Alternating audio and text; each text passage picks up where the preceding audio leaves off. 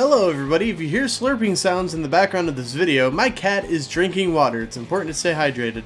Also, I'd like to introduce you to a new friend, Dorbs Cthulhu. Say hello, Dorbs Cthulhu. I think your hat is stupid. Why do you gotta diss my hat, man? Your hat looks fucking dumb. Look, you know what?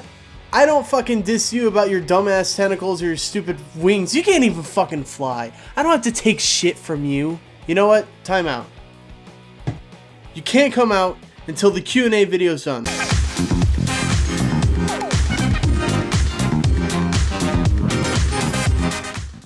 Amanda asks, I'm playing a ranger, and I eventually want to take a level in rogue so I can pick up sneak attack.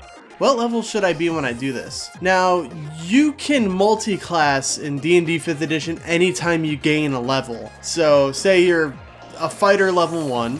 As soon as you hit level 2 in experience points, you can multi-class. There are some prerequisites, and I'm just gonna look through the player's handbook here for a second to figure out what the prerequisites are for multi-classing. Okay, in 5th edition, since you're a ranger and you want to multi-class into a rogue, so long as your dexterity score is at least 13, you can multi-class to rogue. Just, again, like I said, when you hit level 2, just take a level in rogue.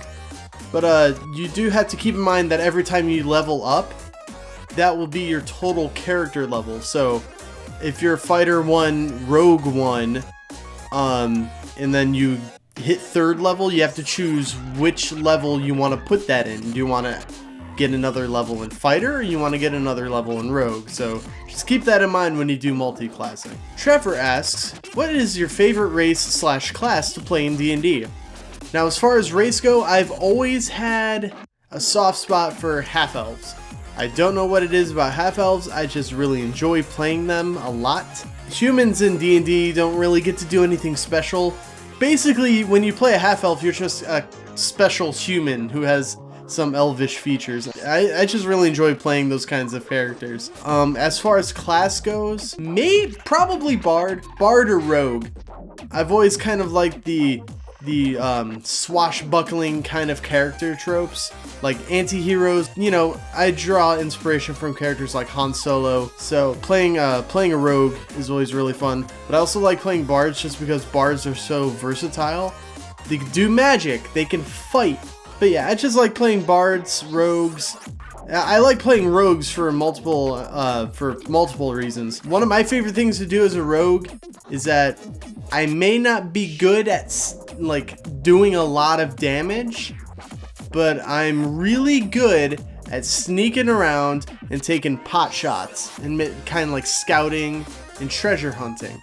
I don't like the kind of rogues that are just like, I'm gonna steal 10 gold from my party member. Stop playing rogues like that. Just because you're a rogue doesn't mean you steal from your friends. Julia asks, what's the craziest roll you had to get out of a tight spot? Death saves. So in D&D, when you get knocked down to 0 hit points, you're unconscious, you're not actually dead. You have to make death saving throws. And the rule, at least in 5th edition, I'm not sure if it's the same for other editions, but the rule is you make 3 rolls. Rolls of 10 or higher counts as a save. Rolls of 10 or lower count as a failure. So you have to get 3 successful 10 and up rolls in order to come back to 1 hit point. If you fail, you're dead. There was one time, I can't remember what we were fighting. I think we were fighting a Glabrizu. Also, when you do your saves, if you crit fail, that's 2 failures. And then if you crit succeed, like if you roll a natural 20, that's 2 successes. Here's my situation. I had 2 successes and 2 failures. So this last roll was either I'm dead or alive. It all comes down to this. Crit success. Rolled a natural 20, I came back to life. So there you go. We're gonna move a little bit away from the D&D and talk about YouTube. Damien asks, at what point do you think YouTube legit got worse for small creators? When they decided that watch time was more important than view count. Now I completely understand why they did this. Reply girls were a literal cancer plaguing the website pre-2010. Once they started favoring videos that were 10 minutes or longer and a consistent upload schedule, that's when YouTube got worse for small creators, at least originally. That was maybe like, what, 2010, 2011, 2012? Yeah, whenever they started favoring longer videos and consistent videos, which, if you're a small YouTuber, it is actually really difficult, even if you're doing Let's Plays, to put out 10, 20-minute videos on a regular basis. Especially if you're like me and you work a full-time job. Now, I do Let's Plays over on the Shadowsense Plays channel every week, but I'm still only churning out maybe 2 videos a week sometimes. It's not easy when you're not making a living from doing videos. Around 2010, when they started favoring consistent long videos, is when I think YouTube got worse for small creators. Shades asks, what comes to your mind when you think of trying too hard? My content between the beginning of my channel and late 2016.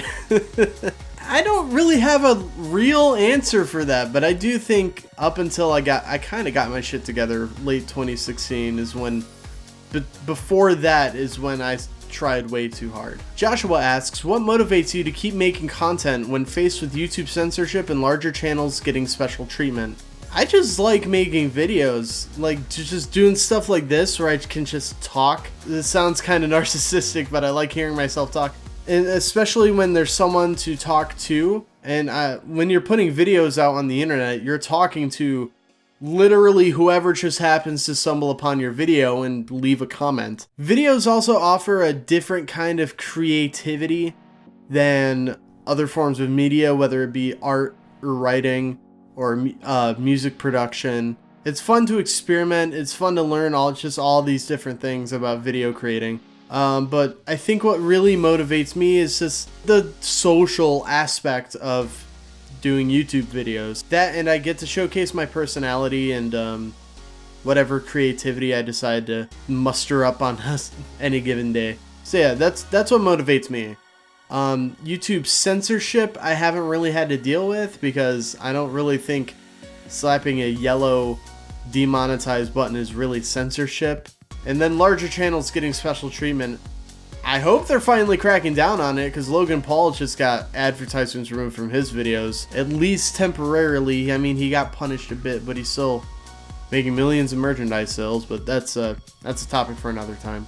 And our final question comes from Ross. How do you feel about the gene splicing of trees? I don't care.